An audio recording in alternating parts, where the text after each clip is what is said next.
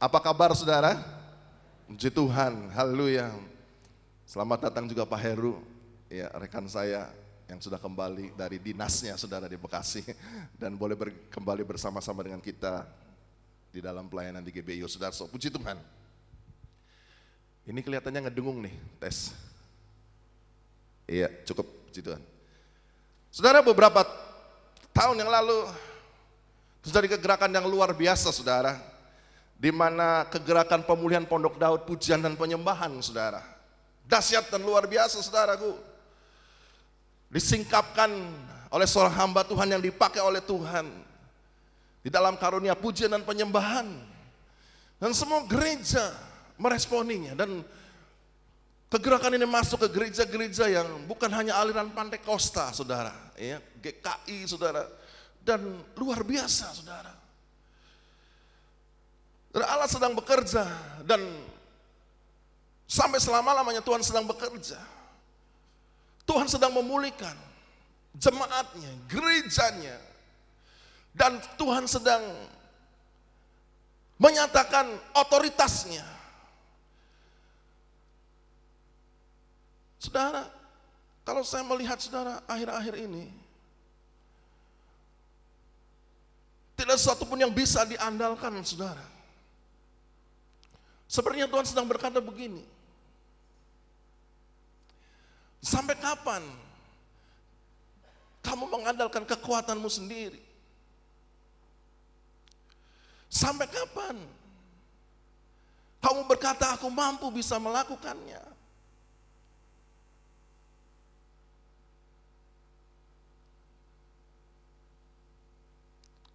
Tuhan sedang memulihkan pribadinya sebagai sosok pribadi yang punya kuasa, punya kekuatan, dan tidak ada perkara yang mustahil bagi Tuhan. Amin saudara. Coba bilang sama sebelahnya, tidak ada perkara yang mustahil bagi Tuhan. Amin. Mari saudara kita membuka dalam Kejadian 26 ayat yang ke-22. Kejadian 26 ayat yang ke-12, maaf. Baru pakai kacamata katon saudara. Haleluya. Kejadian 26 ayat yang ke-12. Sudah ketemu semua? Sampai yang ke-13.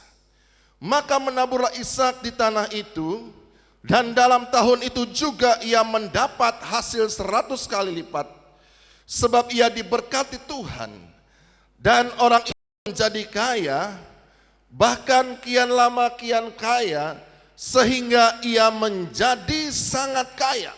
Saya bacakan sekali lagi. Maka menaburlah Ishak di tanah itu, dan dalam tahun itu juga ia mendapat hasil 100 kali lipat, sebab Ishak diberkati Tuhan, dan orang itu menjadi kaya, bahkan kian lama kian kaya, sehingga menjadi sangat kaya. Saudara, kalau kita membaca dua ayat ini saja, saudara, ini luar biasa. Saya mau tanya dulu sama saudara, siapa yang pengen seperti Ishak? Angkat tangannya, cepat saudara. Enggak mau saudara. Siapa yang pengen seperti Ishak, diberkati, makin lama makin kaya, kian kaya, sangat kaya? Jadi sesuai dengan iman saudara. Kalau kita baca dua ayat ini saja, luar biasa ya. Biasa saudara, orang Kristen cuman pengen berkatnya saja, jujur. Ya apa ya? Ya saudara. Aduh enak ya Ishak ya. Maka menaburlah Ishak, dalam tahun itu juga, dahsyat. Ada peningkatan, menjadi kaya, bahkan kian lama kian kaya, sehingga menjadi sangat kaya. Seringkali orang Kristen terpaku pada berkatnya saja. Seringkali hanya pengen hasilnya saja saudara. Makanya nggak salah Bukan orang dunia saja yang ketipu, saudaraku. Orang Kristen pun ketipu gitu, saudara. Ya SMS gitu, saudara ya. SMS, Anda mendapatkan mobil ya dari Anu gitu, saudara ya. Kirim uang, heran gitu, saudara ya. Masih aja yang ketipu gitu, saudara. Nah, zaman ini semakin sulit, saudara. Bukan semakin senang, semakin bertambah sulit kenyataan yang kita hadapi. Beda 20 tahun yang lalu, saudara. Beda zaman saya waktu sekolah ya. Gorengan masih cepek gitu, saudara ya. Sekarang gorengan udah ceceng gitu, saudara. Zaman makin sulit, banyak orang cari jalan pintas untuk mendapatkan hal-hal yang cepat, saudara. Tadi pagi saya sempat lihat berita di SCTV. Ada lagi pembunuhan, saudara, di Jakarta Pusat. Suami istri sama pembantunya dibunuh, saudara. Sama siapa? Sama satpam yang biasa keliling di komplek perumahan, saudara. Bahkan satpamnya sendiri yang melaporkan, Pak, sudah terjadi pembunuhan. Ternyata dianya sendiri, saudara. Ya, saudara. Makin susah, makin sulit, saudaraku. Tapi kalau kita lihat di sini, luar biasa Ishak ini, saudara. Maka menaburlah Ishak, kian lama kian kaya, menjadi sangat kaya. Zamannya saya kecil, saudara, di TV tidak ada paranormal itu masuk TV, jarang ya, saudara ya. Paling ada juga kejawen gitu, saudara. Sekarang banyak. Ketik rek SMS Mama Loren, saudara ya. Saudara, ada lagi gitu, saudara, macem-macem, saudaraku. Yang membuat kalau orang Kristen gak kuat imannya, jadi goyah, saudara. Tapi kita mari belajar dari salah satu tokoh ini yang bernama Ishak. Dia mengalami terobosan yang luar biasa. Saudara, apa yang menyebabkan Ishak mengalami terobosan yang luar biasa? Dan berkat-berkat Tuhan yang berlimpah di dalam kehidupannya. Mari kita lihat, saudara. Di dalam ayat yang pertama, kedua, dan ketiga. Kejadian 26 ayat pertama, kedua, dan ketiga. Maka timbullah kelaparan di negeri itu. Ini bukan kelaparan yang pertama yang telah terjadi dalam zaman Abraham. Sebab itu Ishak pergi ke Gerar kepada Abimelek, raja orang Filistin. Lalu Tuhan menampakkan diri kepadanya serta berfirman, janganlah pergi ke Mesir, diamlah di negeri ini yang akan kukatakan kepadamu. Tinggallah di negeri ini sebagai orang asing, maka aku akan menyertai engkau dan memberkati engkau. Sebab kepadamulah dan kepada keturunanmu akan kuberikan seluruh negeri ini. Dan aku akan menepati sumpah yang telah kuikrarkan kepada Abraham ayahmu. Ayat keempat, aku akan membuat banyak keturunanmu seperti bintang di langit. Aku akan memberikan kepada keturunanmu seluruh negeri ini, dan oleh keturunanmu semua bangsa di bumi akan mendapat berkat. Karena Abraham telah mendengarkan firmanku dan memelihara kewajibannya kepadaku, yakni segala perintah, ketetapan, dan hukumku.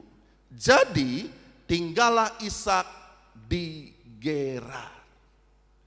Saudara, ternyata saudaraku, Ishak diberkati bukan di tempat yang menghasilkan, saudaraku.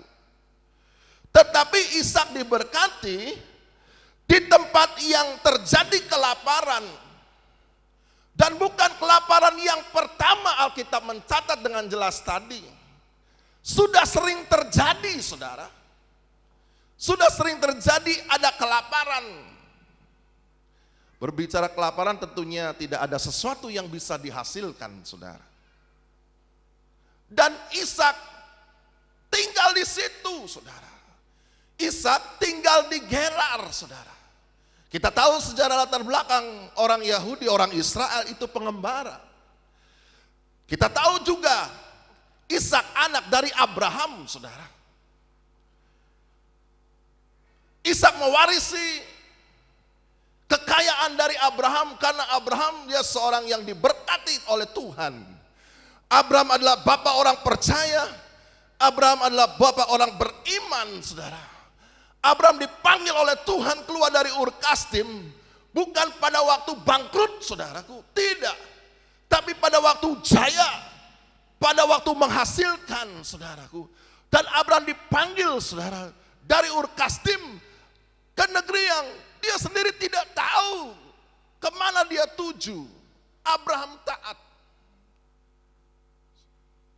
Saudara,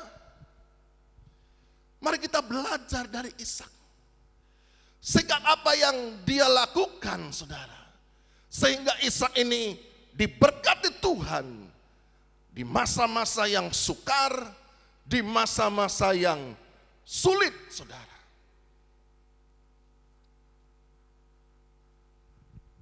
Seringkali orang Kristen selalu pengennya ngejar berkatnya saja. Enggak salah sih, saudara, daripada kita datang ke dukun, saudara. Tetapi seringkali Tuhan ingin mengajar dan mendidik, saudaraku.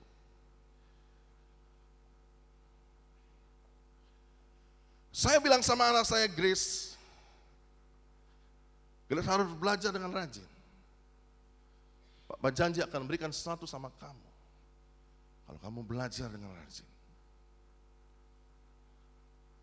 Tapi Papa tidak akan berikan sesuatu bagi kamu kalau kamu tidak belajar dengan rajin. Nah, banyak orang Kristen kecewa, saudara. Kenapa? Salah satunya, kok saya udah ikut Tuhan, saya udah melayani sedemikian rupa, kenapa hidup saya tidak diberkati oleh Tuhan? Nah, ini yang salah. Pola pandangan yang salah, saudaraku.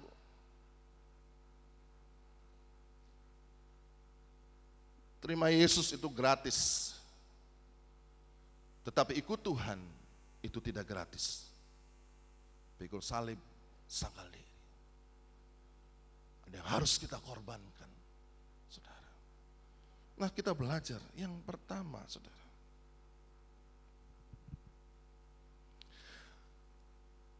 Respon apa ketika kita menghadapi krisis? Itu sangat menentukan langkah-langkah kita selanjutnya ketika krisis itu terjadi dalam hidup kita.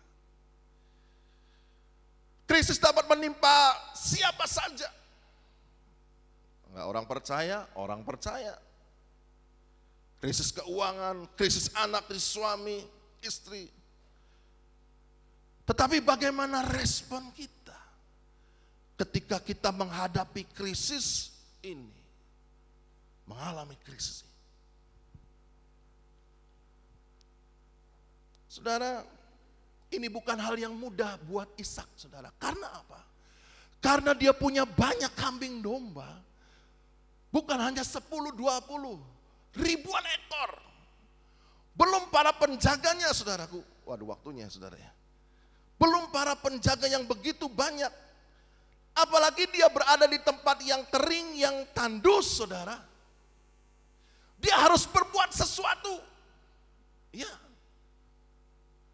Dia harus melakukan sesuatu.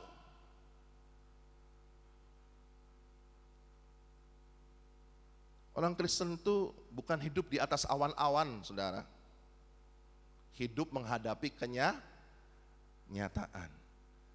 Coba bilang sama sebelahnya, hidup kita kenyataan loh. Oh, saudara, nggak ada respon semua, saudara. Coba bilang sekali lagi, hidup kita kenyataan loh. Ya, saudara. Kita menghadapi kenyataan real. Pak Yuda bilang, kita tuh tidak seperti malaikat yang kemudian keluar dari ketek kita kedua sayap gitu, lalu jalan yang ngambang gitu saudara. Enggak. Nah ini kenyataan yang dihadapi oleh Ishak. Dia harus menyelamatkan kambing dombanya.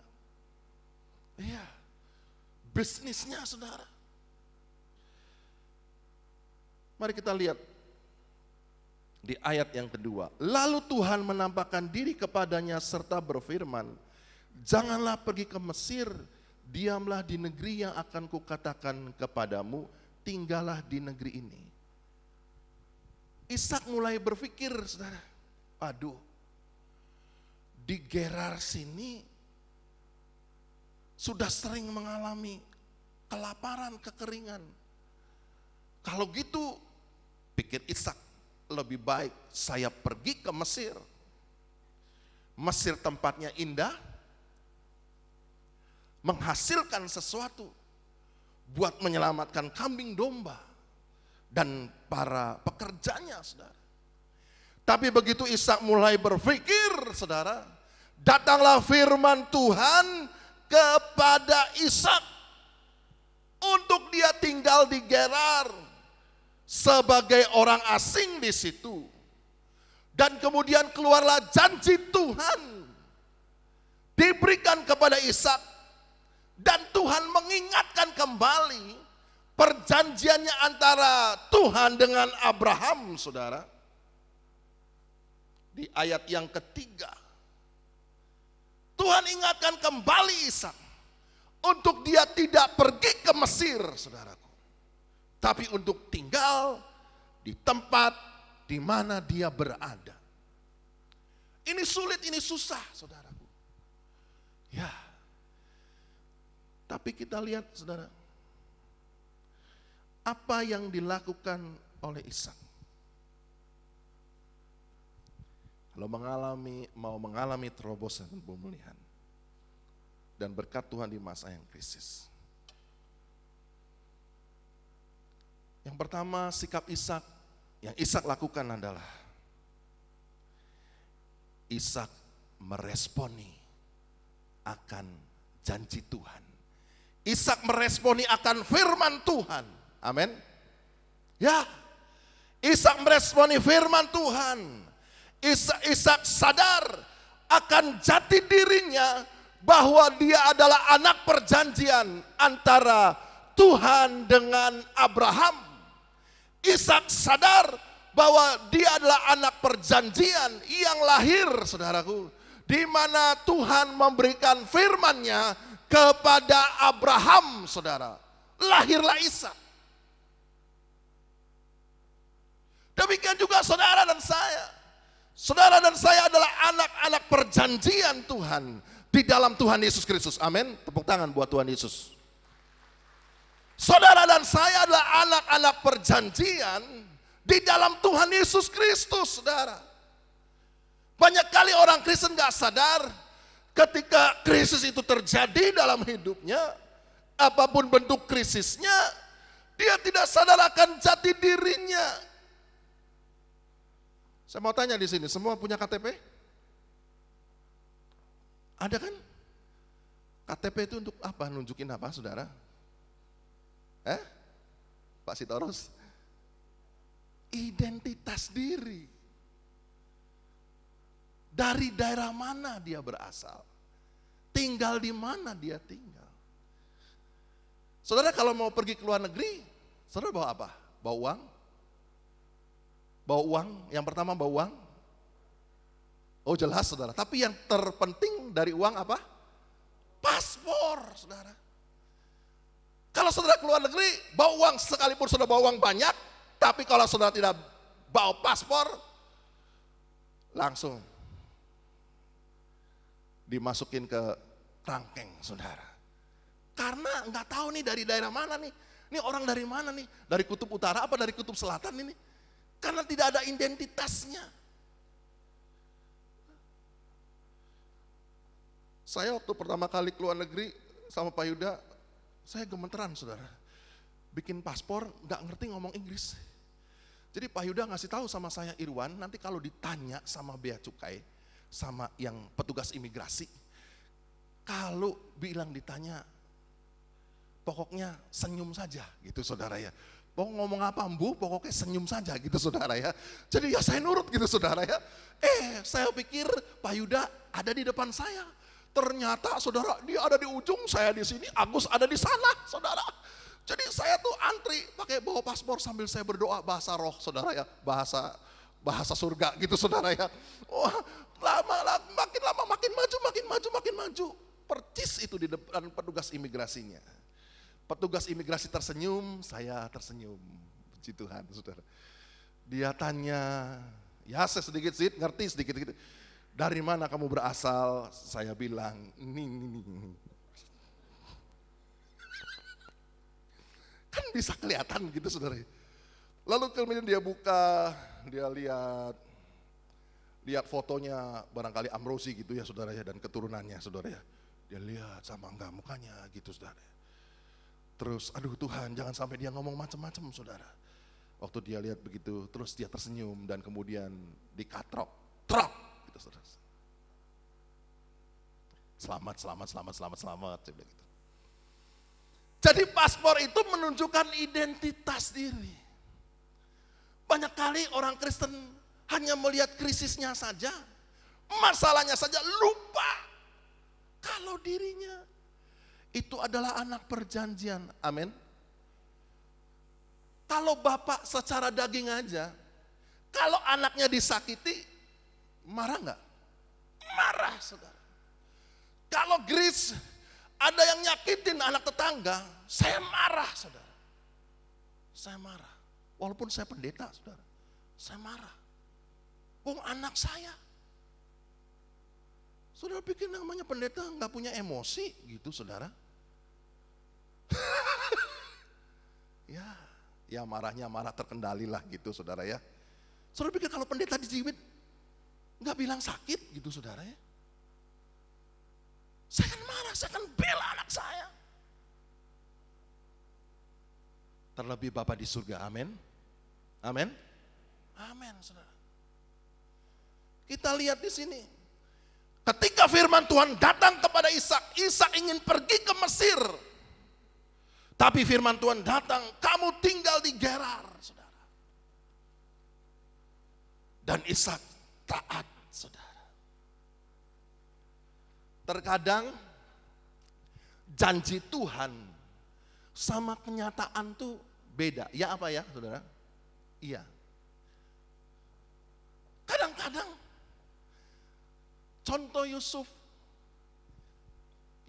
itu saudara, dia terima janji Tuhan, mimpi dari Tuhan. Oh, berkas-berkas gandumnya dia berdiri dan berkas-berkas gandum saudaranya sujud menyembah saudara. Tapi kenyataan yang dihadapi beda.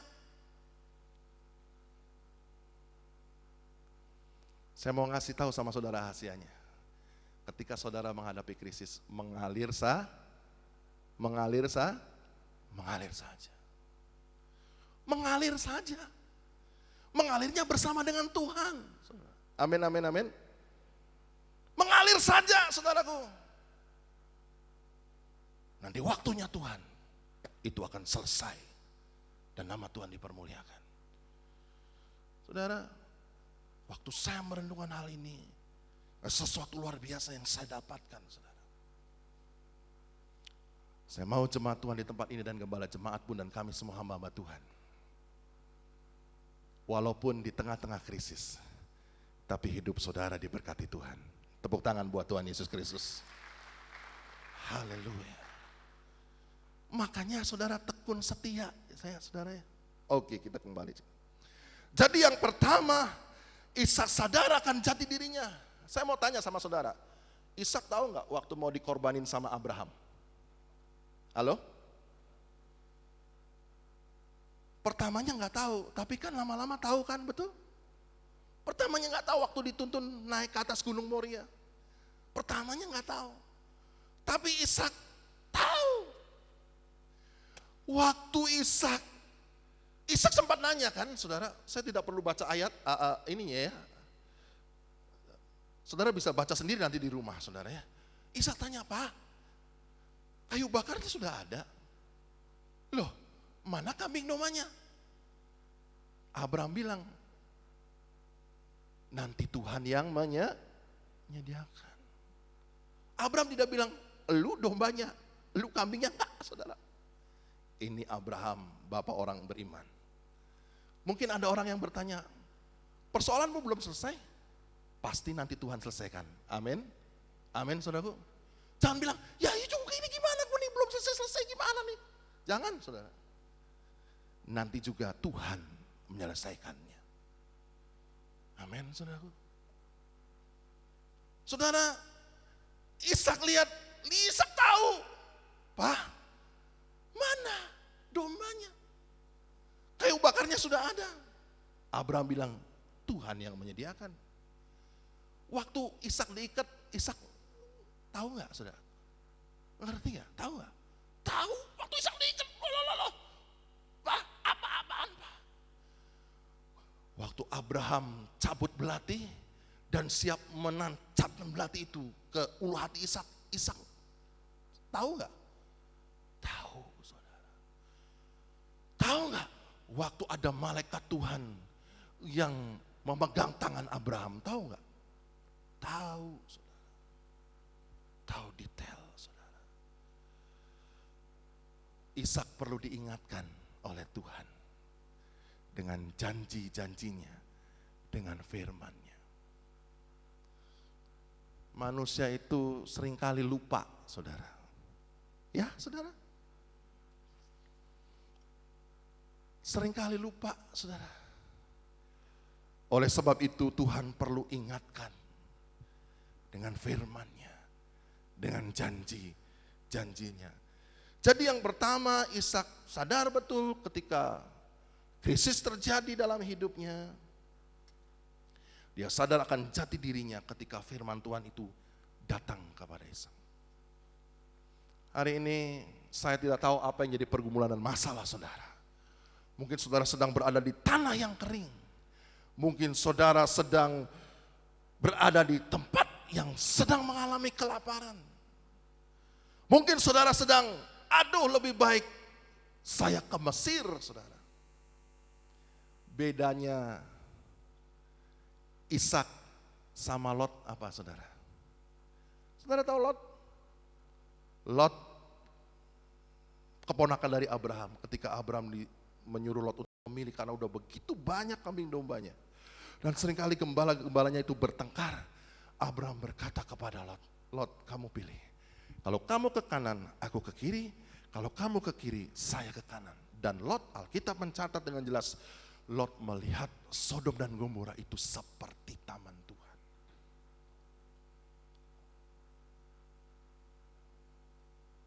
Dan Lot mengambil keputusan untuk pindah ke Sodom dan Gomora.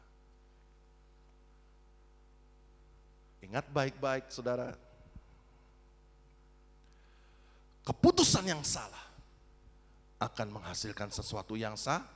Saudara. Abraham juga mengambil keputusan yang salah ketika ada janji Tuhan bahwa Sarah akan mengandung saudara. Anak perjanjian diberikan Tuhan yaitu Ishak saudaraku. Tetapi Abraham mengambil keputusan yang salah. Dia tidak taat akan firman Tuhan. Dia merancang sendiri saudaraku. Wah mana mungkin. Saya sudah tua, udah usur. Sarah sudah 90 tahun, saya 100. Tidak mungkin. Tapi nothing impossible with God. Tidak ada perkara yang mustahil bagi Tuhan. Amin. Walaupun kita menghadapi kenyataan, tapi kita berjalan bersama dengan Tuhan. Yang tidak ada perkara yang mustahil. Amin saudaraku. Ya saudaraku. Sikap hidup kita berbeda dengan orang-orang yang tidak mengenal Tuhan. Orang yang tidak percaya kepada Tuhan, dia mengandalkan kemampuan dan kekuatannya sendiri.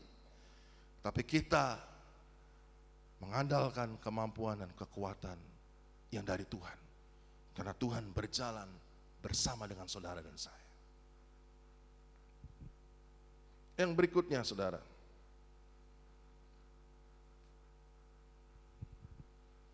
Mari kita membaca saudara ya, di dalam Galatia 3 ayat 13 dan 14. Galatia 3 ayat 13 dan 14.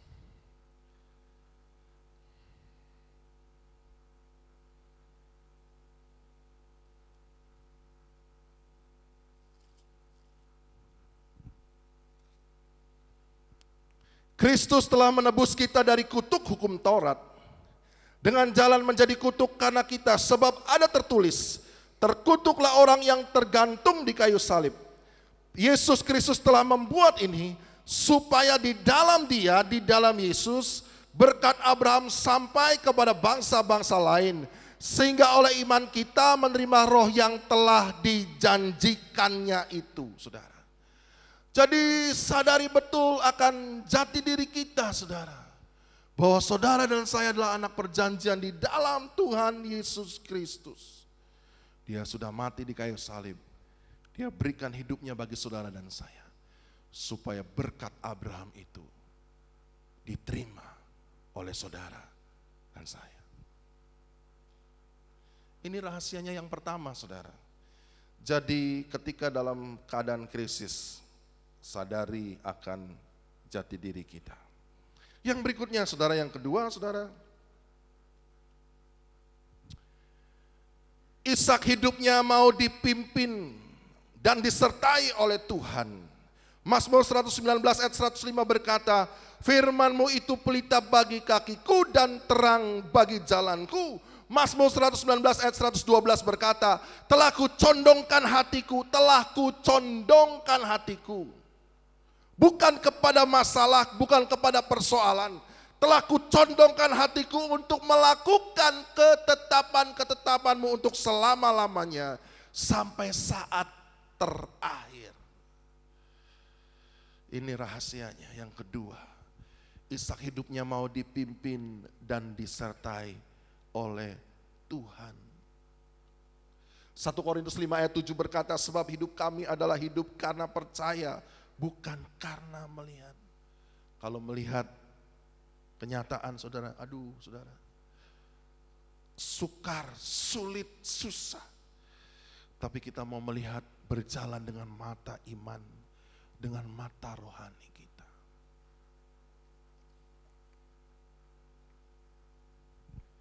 Yang ketiga, saudara, kita lihat di ayat yang ke-12 dari Kejadian 26.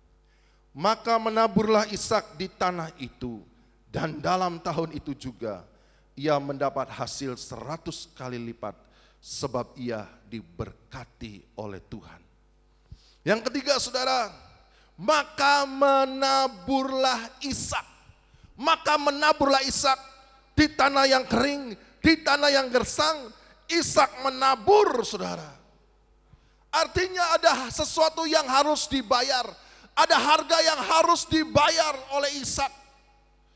Ada sesuatu yang harus ditabur. Benih itu kalau mau tumbuh, kalau mau menghasilkan, benih itu harus jatuh, ditabur, harus di dalam tanah. Harus mati, saudara. Zaman sekarang, zaman serba instan. Ada mie instan.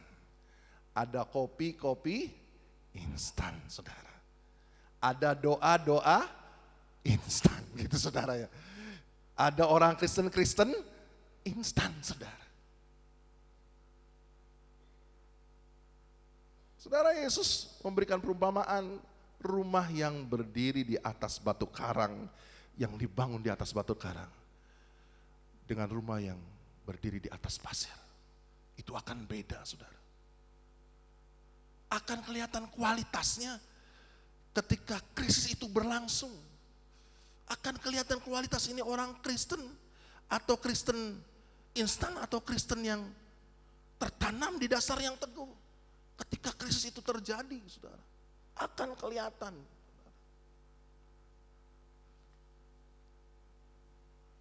Seorang petani jika ia ingin menikmati hasil panennya, ia harus menanam benih, memelihara benih itu, memberi pupuk, merawat, menyiramnya, saudara.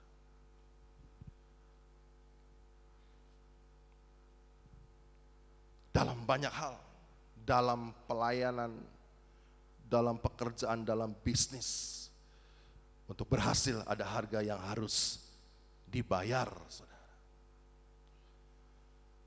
Saya percaya gereja ini menjadi besar karena ada sesuatu yang ditanam oleh almarhum gembala jemaat di tempat ini.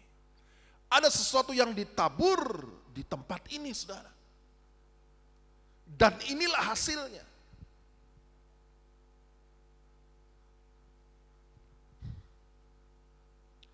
Jadi maka menaburlah Ishak, artinya ada harga yang harus dibayar. Kuncinya, saudara, adalah bertekun. Mari kita lihat di dalam Yakobus. Yakobus pasal yang pertama.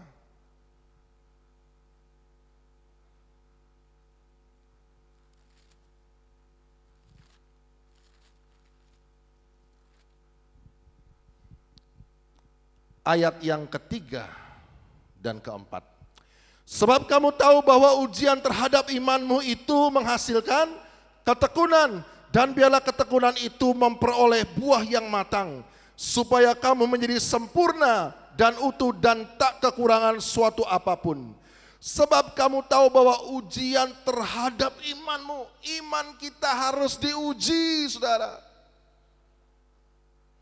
Dengan goncangan-goncangan, dengan persoalan, dengan masalah.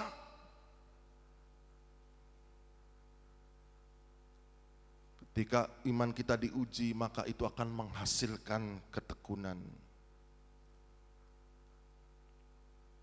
Kita lihat Ishak, saudara. Ada sesuatu harga yang harus dibayar. Saudara, Tuhan perlu kerjasama dengan kita. Ada bagian kita yang harus kita kerjakan, saudara.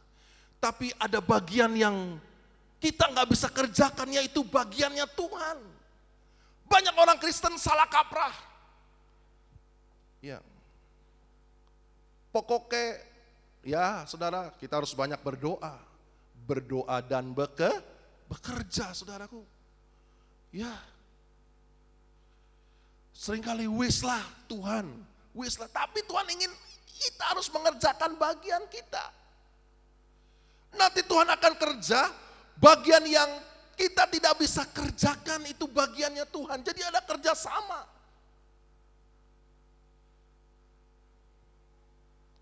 Saya percaya waktu Ishak menabur, saudara, menabur bukan dengan sukacita. Kita lihat ya saudara ya, dalam Mazmur pasal yang 126. Ayat keempat sampai ke-6. Pulihkanlah keadaan kami ya Tuhan, seperti memulihkan batang air kering di tanah Negeb. Orang-orang yang menabur dengan air mata, orang-orang yang menabur dengan air mata, maka dia akan menuai dengan sorak-sorai. Orang yang berjalan maju sambil menangis, orang-orang yang berjalan maju dengan menangis sambil menabur benih, pasti pulang dengan sorak-sorai sambil membawa berkas-berkasnya. Luar biasa. Ada sesuatu yang harus kita kerjakan meskipun dengan tetesan air mata, saudara. Ya, tapi pasti akan menuai dengan sorak-sorai. Saya percaya saudara, bukan perkara yang mudah buat Ishak. Dia datang kepada raja orang Filistin yang memiliki tanah yang luas tapi tandus. Dikasih tempat, saudara. Tempatnya bukan tempat yang bagus, yang indah, justru tempat yang lebih kering. Bahkan tempat itu, saudara, sumur-sumur yang dulu digali oleh Abraham, ayah dari Ishak itu, sudah tidak menghasilkan. Bahkan ditimbun oleh orang-orang Filistin. Tidak ada sesuatu yang bisa menghasilkan. Dan Ishak ada di daerah situ, saudara. Jadi ada usaha yang Ishak lakukan. Ishak bertekun. Ishak tidak putus asa, saudara.